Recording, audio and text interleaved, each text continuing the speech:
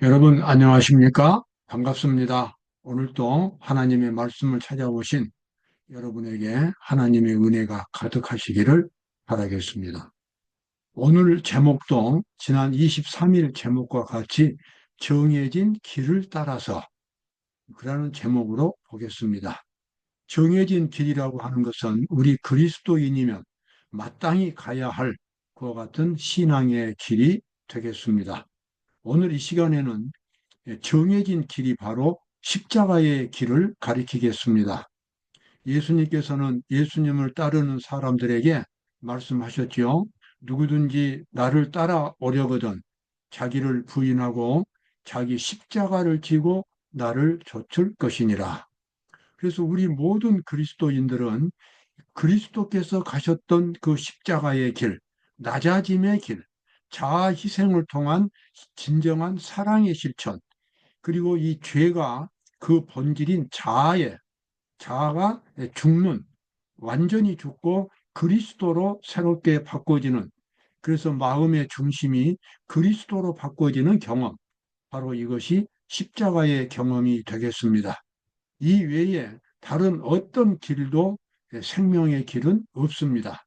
그래서 오늘은 정해진 길, 십자가의 길을 여러분과 함께 살펴보도록 하겠습니다. 정해진 길은 십자가의 길입니다. 지난 시간에 봤던 내용 마가복음 1장 14절 15절에서 요한이 잡힌 후 예수께서 갈릴리에 오셔서 하나님의 복음을 전파하여 가라사대 때가 찼고 하나님의 나라가 가까웠으니 회개하고 복음을 믿으라 하시더라. 자, 요한이 잡혀갔습니다.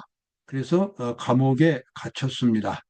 요한은 결국 그 감옥에서 나오지 못하고 순교를 당했습니다. 예수님은 그 사실을 너무나 잘 아셨습니다.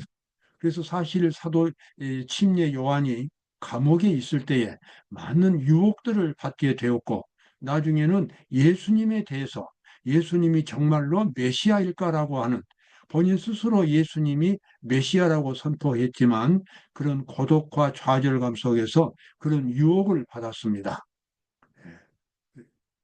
그러나 그러한 침례 요한에 대해서 예수님은 계속 침묵으로 일관하셨습니다. 그 이유를 제가 지난 시간에 말씀드렸지요. 침례 요한이 가야 하는 길은 십자가의 길이었고 예수님도 지금 가고 계시는 길이 십자가의 길이었습니다. 그리고 예수님의 12제자들, 그리고 예수님을 추종했던 많은 사람들도 역시 십자가의 길을 갔습니다. 그 후로 무수히 많은 사람들이 예수님이 가셨던 십자가의 길을 따라갔습니다. 십자가의 길이라고 하는 것은 반드시 순교를 당해야만 십자가의 길이 되는 것은 아닙니다. 예수님의 자아희생적인 사랑의 정신으로 살아가는 것이 바로 십자가의 정신입니다. 그리고 십자가의 정신은 자아가 완전히 죽고 그리스도의 정신으로 근본적인 변화를 일으키는 것이 십자가의 길입니다. 따라서 영생의 길, 천국의 길은 바로 십자가에 있다는 것을 알게 됩니다. 예수님은 요한이 잡히신 후에 갈릴리에 오셔서 하나님의 복음을 전파하여 가라사대 때가 찼고 하나님의 나라가 가까이 왔으니 회개하고 복음을 믿으라 하시더라. 예수님이 지금 출발한 그 길은 결국 갈바리에서 끝나게 되는 십자가의 길이었습니다. 예수님은 그 사실을 너무나 잘 아셨습니다. 그러한 입장에서 이제 사람들에게 하나님의 복음을 전파하시는 겁니다. 사도 바울도 이 십자가의 길을 너무나 잘 알았습니다. 그래서 그는 그 길을 기쁜 마음으로 힘차게 달려갔습니다. 그러나 무엇이든지 내게 유익하던 것을 내가 그리스도를 위하여 다 해로 여길 뿐더러 또한 모든 것을 해로 여김은 내 주 그리스도 예수를 아는 지식이 가장 고상함을 인함이라. 이 세상에서 아무리 좋은 것도 아무리 빛나는 것도 예수님의 십자가만큼은 그렇게 아름답지가 못했습니다. 십자가만큼 그렇게 사람을 위대하고 강하게 만들어주는 것은 없었습니다.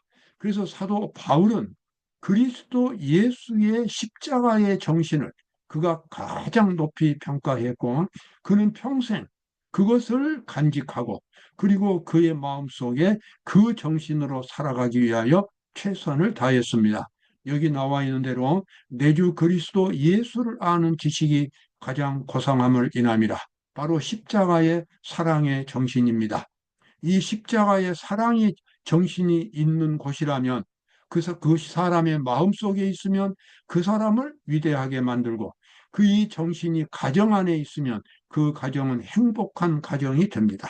그리고 이 십자가의 고상한 정신이 사회나 국가 단체에 있으면 그 국가는 부강한 단체가 되는 것입니다.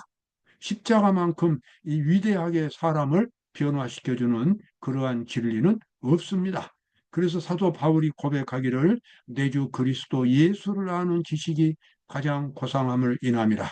여러분도 저도 역시 이 십자가의 정신을 마음속에 간직하고 살아야 하겠습니다. 왜냐하면 이 십자가만큼 여러분과 저를 위대하고 강하고 아름답고 행복하게 영원하게 만들어주는 진리는 없기 때문에 그렇습니다. 또 이어서 사도 바울이 말하죠. 내가 그를 위하여 모든 것을 잃어버리고 배설물로 여기면, 여기 참 배설물이라는 표현을 썼습니다. 그리스도를 얻고 그 안에서 발견되려 함이니 예수 그리스도 안에 있는 그 고상한 진리, 그 고상한 지식, 그 영생과 그 아름다움과 그 행복과 그 위대함과 바로 이러한 것들을 깨달았을 때에 이 세상이 주는 쾌락이나 명예나 뭐 이러한 것들은 정말 아무런 가치가 없게 보였습니다. 물론 이러한 것들을 다 버리고 다 외면하고 살아갈 수는 없지만 이러한 것들은 이 세상에서만 필요하고 영혼을 구원하는 데에만 필요한 것들이 되겠습니다. 그래서 또 계속해서 말하기를 내가 그리스도와 그 부활의 권능과 그 고난에 참여함을 알리하여 그리스도의 십자가와 그리스도의 부활과 그리스도의 고난과 그 모든 것이 다 그리스도의 십자가입니다. 그래서 고난에 참여함을 알리하여 그의 죽으심을 본받아 어찌하든지 죽은 자 가운데서 부활에 이르려 하노니 죽은 자 가운데서 부활에 이른다고 하는 것은 십자가의 거룩한 정신으로 마음이 변화되는 것을 의미합니다. 십자가의 거룩한 정신으로 인격이 바꿔지고 그래서 삶의 태도가 바꿔지는 것 바로 그것을 사도 바울은 열심히 추구했습니다. 날마다 사도 바울은 십자가의 거룩한 정신으로 살아가려고 노력했고 그래서 그는 수없이 많은 사람들을 하나님께 인도할 수 있었습니다. 우리도 이 십자가의 정신을 마음속에 굳건히 갖고 있다면 영혼들을 구원할 수 있으며 세상 어디에 가서도 가장 위대하고 행복한 사람으로 존경을 받을 수 있게 될 것입니다. 자, 하늘 가는 길은 바로 십자가가 되겠습니다. 창세기 3장 4절과 5절에 보면 사탄이 하와를 유혹할 때 했던 말이 나옵니다. 여기서 뱀은 지금 사탄을 가리키지요. 뱀이 여자에게 이르되 너희가 결코 죽지 아니하리라. 너희가 그것을 먹는 날에는 너희 눈이 밝아 하나님과 같이 되어 선악을 알 줄을 하나님이 아심이니라. 이 뱀이 이렇게 사탄이 하와를 유혹하는 장면입니다. 여러분 여기에서 죄의 본질이 보이지 않습니까? 죄의 본질은 뭡니까? 하나님을 떠나서 내 자신을 찾으라는 이야기입니다. 내가 하나님처럼 된다는 것입니다. 그래서 남에게 구속받지 말라는 것입니다. 하나님의 명령에 순종할 것이 아니라 내 자신이 바로 내 속에 진리가 있다는 것입니다. 내 속에 있는 진리를 바로 그것을 발굴해 내는 것이 영생이다. 이렇게 가르치고 있습니다. 하나님을 떠난 이 인간의 모습, 사탄은 그것을 유혹했고 하와는 거기에 넘어가서 그런 정신으로 금지된 과일을 먹었습니다. 그 이후로 어떻게 됐습니까? 하나님과 분리된 것은 그 죄악의 그 근성대로 죄로부터 분리된 것은 사실이지만 그러나 그에게 진정한 인간의 가치는 사라지고 없었습니다. 진정한 인간의 행복도 없었습니다. 여러분, 하나님을 떠난 인간은 어떠한 방향도 찾을 수가 없습니다.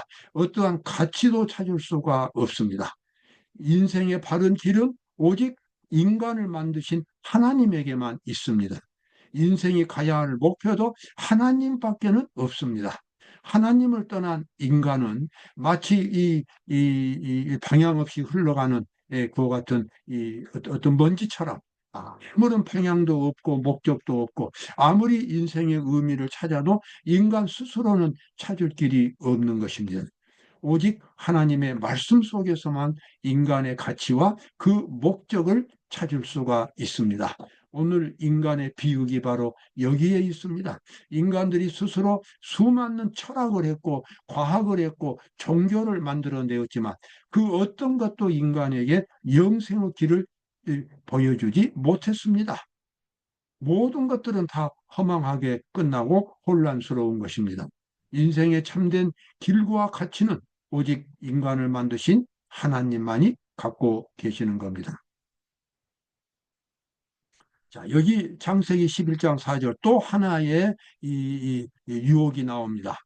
노아 홍수로 이 세상이 멸망당한 후에 이제 사람들의 인구가 불어났고 그 불어난 사람들이 지금 메소포타미아 지역 유프라테스 강 하구에다가 이 바벨탑을 쌓는 이야기가 나오는데 역시 사단의 정신으로 탑을 쌓고 있습니다.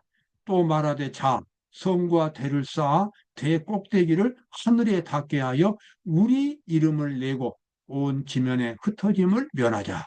바벨탑을 쌓는 사람들의 그 정신이 하나님을 떠난 인간의 자기 자신들의 그런 가치를 찾고자 해서 지금 바벨탑을 쌓자라고 그렇게 말합니다.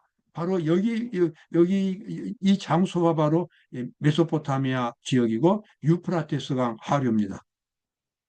여기에서 바벨론이라고 하는 국가가 만들어졌고 구 바벨론입니다. 나중에 신 바벨론이 만들어졌고 이 바벨론의 문화가 동쪽으로 와서 인도에 들어갔고 서쪽으로 와서 그리스와 로마에 들어갔고 에집트에 들어갔고 가나안 땅에 들어갔고 그래서 이 바벨론은 인본주의 사상에 하나님을 떠난 인본주의 사상의 뿌리가 되었습니다. 오늘날 수없이 많은 국가들, 수없이 많은 인간들의 모습에서 우리는 하나님을 떠난 인간의 비극을 보고 있습니다. 바로 그것은 사탄이 하와에게 유혹했던 말이었고 바벨탑을 쌓았던 사람들의 정신입니다. 여러분 오늘도 마찬가지입니다. 하나님을 떠난 인간이 아무리 노력을 해도 아무리 많은 지식을 쌓아도 결코 행복할 수가 없습니다. 인간의 근본적인 죽음의 문제를 해결해 줄 수 없습니다. 인간 스스로 길을 찾을 수가 없다고 하는 것입니다. 오늘날 우리 모든 인간들의 비극이 바로 여기에 있습니다. 하나님을 떠난 인간의 종교, 또 숭배, 이러한 모든 것들이 다 우상 종교입니다. 그가 의미하는 우상 숭배는 신상을 숭배하는 것만이 아니요. 자신을 섬기는 것, 안일에 대한 사랑, 식욕과 정욕의 만족을 다 의미합니다. 하나님을 떠난 모든 종교 활동은 아무리 그것이 아주 어떤 종교로 아주 정교한 교리로 단장을 했다 할지라도 하나의 인간적인 이론에 불과한 것입니다. 그곳에서 사람들은 참된 빛을 찾을 수가 없습니다. 시대의 소망 57쪽에 나와 있는 말씀도 같은 사실입니다. 자아를 경배하는 자는 자기 자신만을 위해서 사는 자는 사탄의 왕국에 속했습니다. 모든 사람은 그리스도에 대한 그들의 태도로 여기서 그리스도는 십자가를 강조합니다. 누구든지 나를 따라오려거든 자기를 부인하고 자기 십자가를 지고 나를 따라오라고 말씀하셨습니다. 그래서 그 그리스도를 바라보는 태도에 있어서 자기가 어느 편에 있는지를 나타낸다는 것입니다. 십자가의 거룩한 정신을 나타내는 사람은 그리스도 편에 있습니다. 반대로 이기심에 갇혀 있는 사람, 자아를 숭배하는 사람은 사탄 편에 있습니다.